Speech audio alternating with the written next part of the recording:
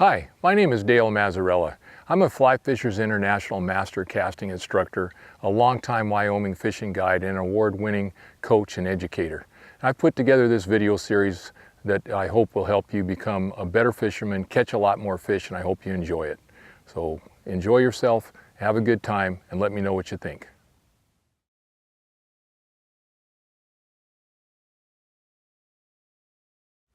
So this chapter 2 lesson is about tailing loops. So let's talk about, first off, a tailing loop is often blamed for, they're called wind knots, and they're really not wind knots. I mean, I throw a wind knot once in a while, but I know that it's not a wind knot. It's some kind of a mistake in my cast that didn't compensate for wind or whatever other features or circumstances are causing me to have a tail. So let's talk about the causes of tails. And it isn't the wind. It's a lack of ability to compensate for the wind, and of course that takes some skill. And if you go back to chapter 1, lesson 4, I believe we have a lesson on loops and loop formation.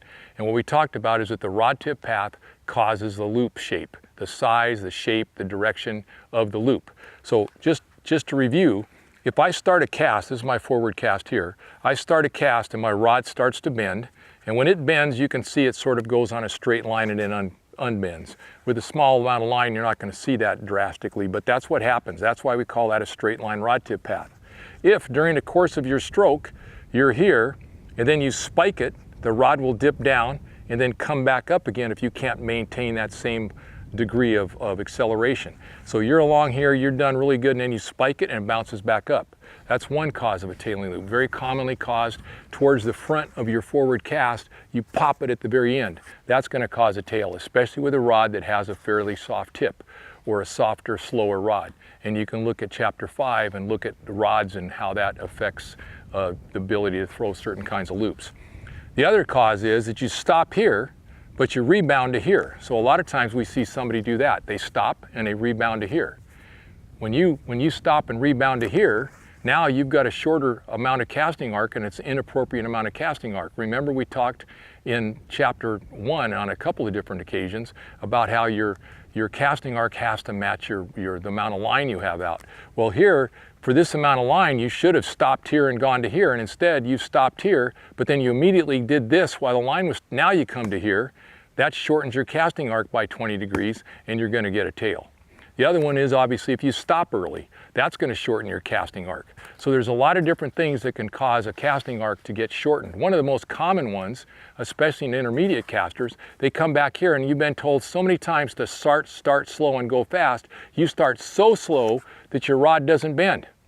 It actually does this, and then all of a sudden, boy, you're running out of time, so what do? You bend it and it pops back up again and causes a tailing loop.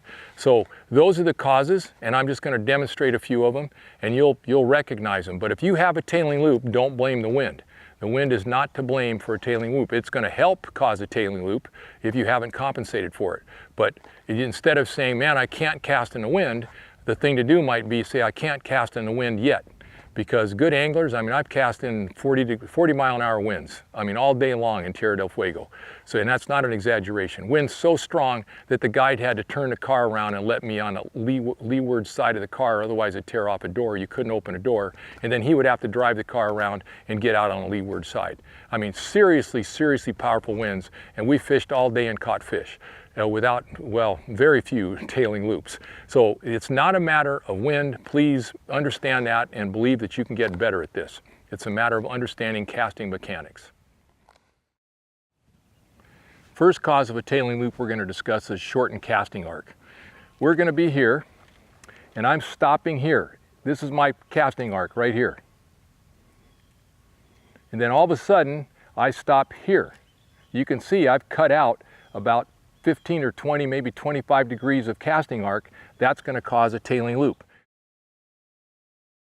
Here we go, shorten casting arc.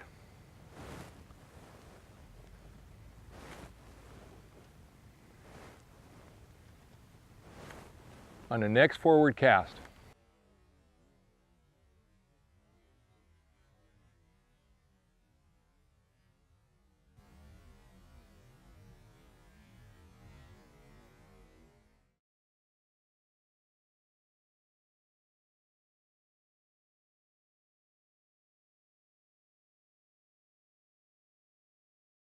So the second one, the second tailing loop, is caused by an inappropriate application of power. I prefer to call it a spike in power that you can't maintain.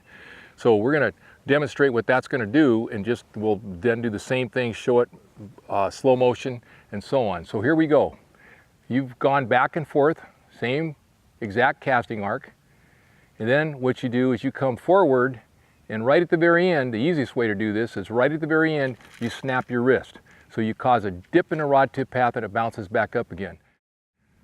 Tailing loop with a spike in power or an inappropriate application of power. Keep your eye on the front of that rod tip.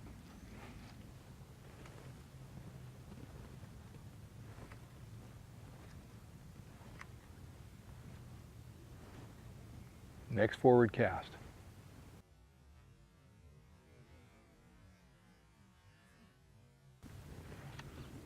Keep casting.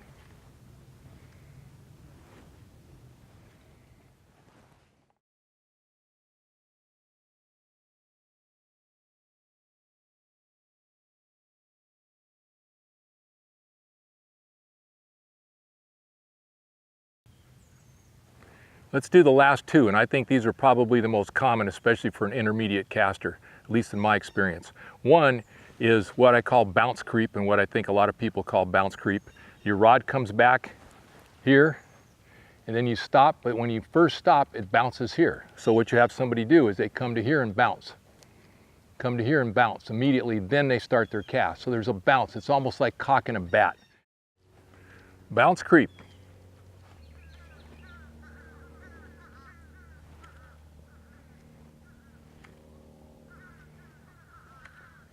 Next forward cast.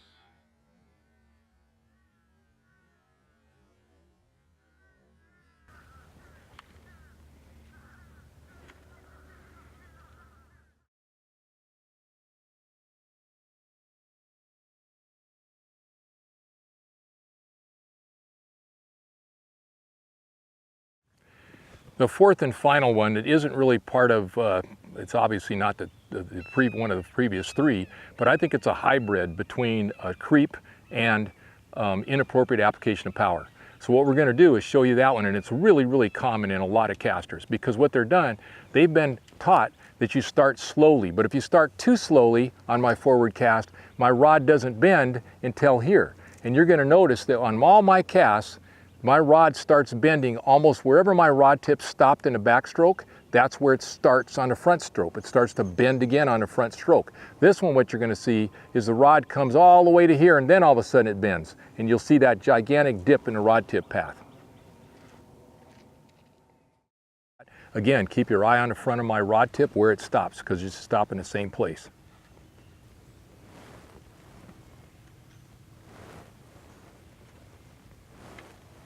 Next forward cast.